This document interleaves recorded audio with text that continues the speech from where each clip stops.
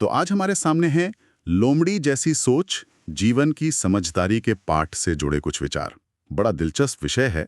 अक्सर हम लोमड़ी को बस चालाक समझ लेते हैं, पर लगता है इस स्रोत में बात उससे कहीं गहरी है। हाँ बिल्कुल। देखते हैं कि रोजमर्रा की जिंदगी में होशियारी से जीने के लिए यहाँ से क्या खास नुक्ते निकाल सकते हैं, कुछ ऐसा जो शायद पहली नजर में न दिखे। चलिए इस सोच की परतों को जरा खोलते हैं। बिल्कुल। ये स्रोत लोमड़ी को सिर्फ चालाकी के प्रतीक से आगे ले जाता है। उसे एक रणनीतिक विचारक की तरह देखता है। यहाँ धोखेबाजी से ज्यादा जोर समझदारी पर है, अवलोकन पर और सही समय पर सही चाल चलने पर है।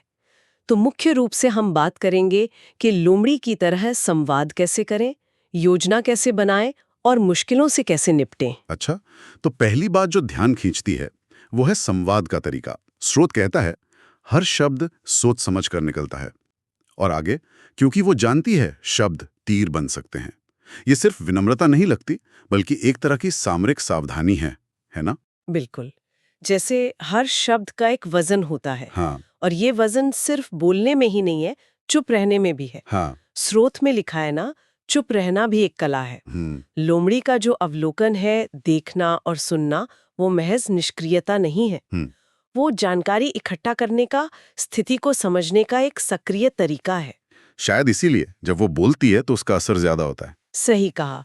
चुप रहकर सही मौके का इंतजार करना, ये भी एक तरह से संवाद की ही रणनीति हुई। और ये शांत अवलोकन और सोच समझकर बोलना, शायद ये सीधे तौर पर अगले विचार से जुड़ता है। योजना बनाना और समय का सही इस्तेमाल। स्रोत का ये कहना कि जब सब जानवर आराम कर रहे होते हैं, लोमड़ी अपने अगले कदम की प्लानिंग कर रही होती है। ये महज मेहनत नहीं लगती, बल्कि अवसर पहचानने की बात ज्यादा है। हाँ बिल्कुल। दूसरों के आराम का पल वो उसके लिए रणनीति बनाने का समय बन जाता है। सही। और इसको अगर आगे देखें तो स्रोत भीड़ से अलग चलने पर भी जोर देता है। कहा गया है, सफलता भीड़ में नहीं, सोच में होती है। लोमड़ी का अक्सर अपनी राह चुनना, ये सिर्फ जिद्दी होना नहीं है। ये शायद उन रास्तों को खोजने की कोशिश है जहां संसाधन ज्यादा मिले या खतरा कम हो।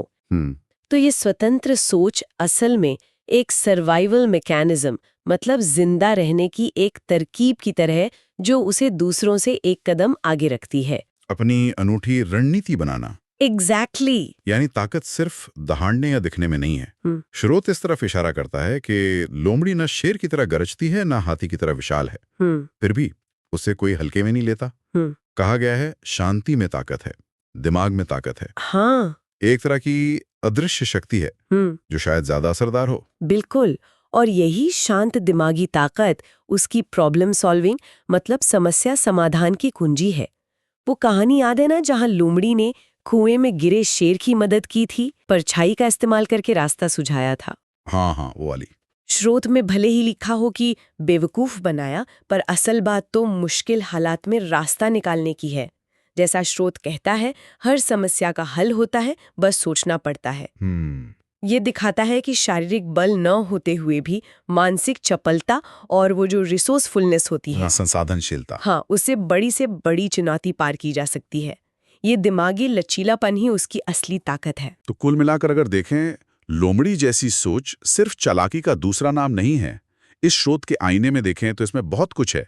नपातुला संवाद, गहरा अवलोकन, दूर की सोचना, योजना बनाना, स्वतंत्र राह चुनने का साहस। हाँ, स्वतंत्र राह चुनना, शांत मगर प्रभावी शक्ति, और किसी भी स्थिति में समाधान ढूंढ निकालने की वो मानसिक क्षमता। संक्षेप में कहें तो ये समझदारी है, रणनीति है और बदलते हालात में ढल जाने की कला है।